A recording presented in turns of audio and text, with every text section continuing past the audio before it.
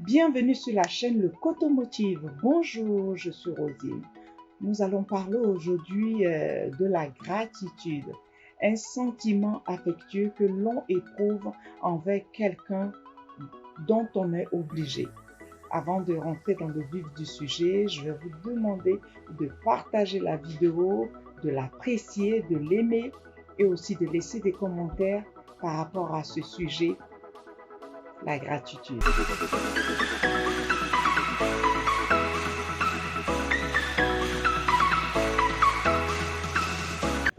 La gratitude, c'est un sentiment affectueux.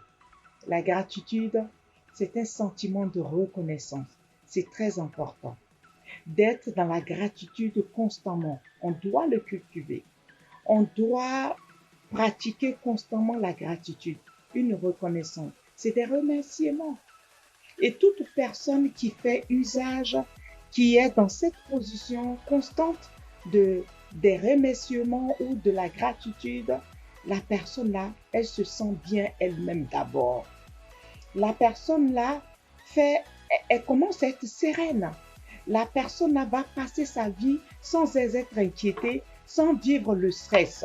Parce qu'un état d'esprit de la gratitude, cela attire le bonheur. Cela attire des grâces et des bénédictions. Quand on traverse par exemple des difficultés ou des problèmes quelconques, on a tendance à murmurer, on a tendance à se plaindre, on a tendance à avoir peur de la situation par exemple.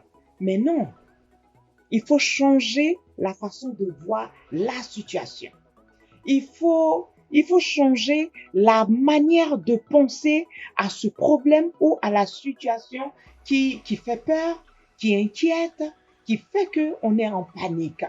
Il faut rentrer dans un état d'esprit de remerciement, tout simplement de gratitude, d'action de grâce et de reconnaissance. Et pour cela, je vais citer un passage biblique qui se trouve dans le livre des Actes 16, verset 25 à verset 26. Je vais apporter cet exemple concret et palpable. J'en ai fait l'expérience et c'est pour cela que cela me fait plaisir de parler d'un état d'esprit de la gratitude. Oh, combien est-ce que ça fait du bien d'être en action de grâce, d'être dans les remerciements constamment, d'être constamment dans cette sérénité quand on libère ce flot de gratitude. Je vous assure que ça fait vraiment du bien. Lorsqu'on passe son temps à être dans la reconnaissance, dans un état d'esprit de gratitude, on n'a pas le temps de penser à son problème. On n'a pas le temps de rester là à se plaindre ou à s'apitoyer sur son problème. Et c'est de ça que je veux parler un peu dans le livre des Actes des Apôtres, à partir du chapitre 16, du verset 25 à verset 26. Il s'agit de Paul et Silas qui se sont retrouvés en prison parce qu'ils sont allés servir Dieu, parce qu'ils se sont levés pour être au service de Dieu, tout simplement. Donc, ça a agacé certaines personnes qui les ont mis, toutes les deux personnes, en prison.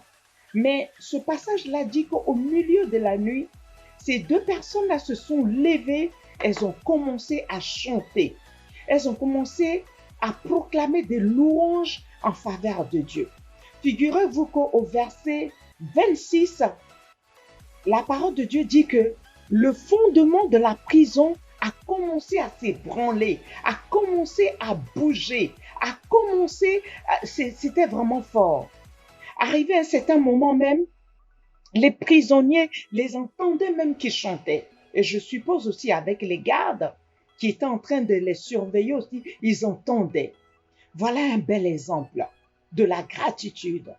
Ils n'ont pas regardé au problème. Ils n'ont pas regardé aux difficultés. Ils sont allés tout droit au but. Ils se sont mis à adorer Dieu. Ils se sont mis à rester dans la louange. Qu'en est-il pour certains d'entre nous? Qu'en est-il vraiment pour certains d'entre nous? Ce que j'ai envie de dire que un état d'esprit qui manifeste de la gratitude fait trembler les difficultés, fait trembler les problèmes.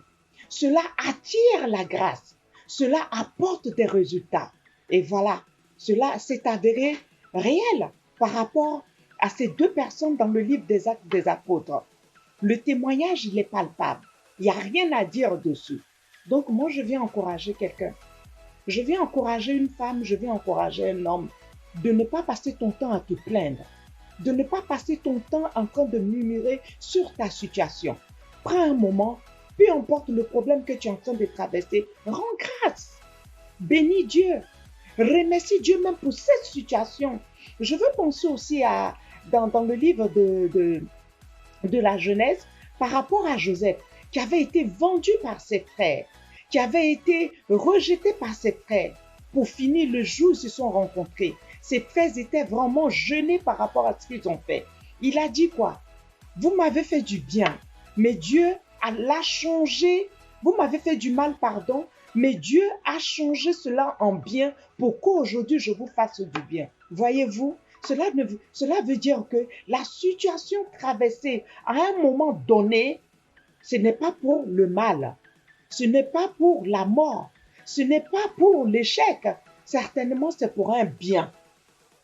J'encourage quelqu'un ce matin pour te dire que mets-toi à louer Dieu, mets-toi à être en action de grâce. Si tu as besoin d'aller remercier les gens, va remercier les gens. Même étant dans des difficultés, étant dans des problèmes, rends grâce à Dieu. Bénis Dieu, dis merci pour toutes choses. Quelqu'un t'a fait mal, quelqu'un t'a déçu, une situation bizarre en train de se manifester dans ta vie. Arrête de te plaindre. Tout simplement, rends grâce. Remercie Dieu pour cette situation. Parce que tu ne sais pas qu'à travers de cette situation, quelle victoire que tu vas avoir. Déjà, Paul et Silas étant dans la prison, ils ont visualisé une victoire qui s'est avérée positive. Elle s'est manifestée cette victoire. Je vais t'encourager à faire pareil. Je veux t'encourager à tenir bon. Je viens t'encourager à rester ferme. Change ta manière de voir les choses. Change ta manière de parler aussi. C'est vrai, tu peux penser qu'effectivement, arrivé à un certain moment, ta situation peut changer.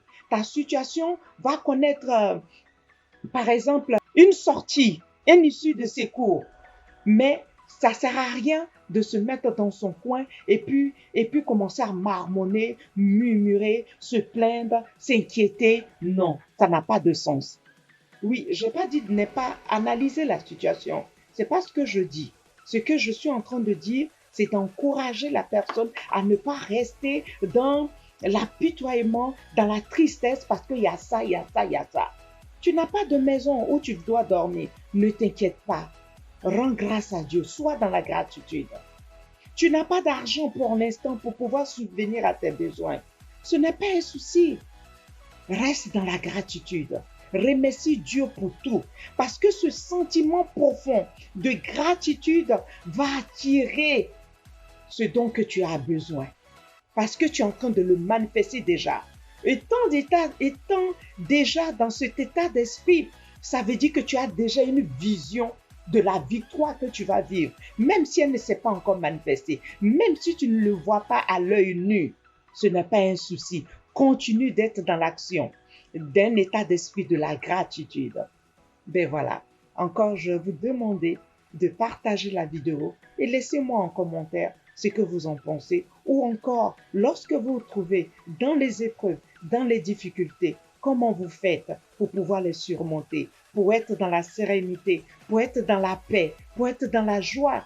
C'est très important de pouvoir partager tous ces astuces et ces secrets avec toutes les personnes qui ne savent pas forcément comment faire pour sortir de ces situations compliquées. Merci et à très bientôt.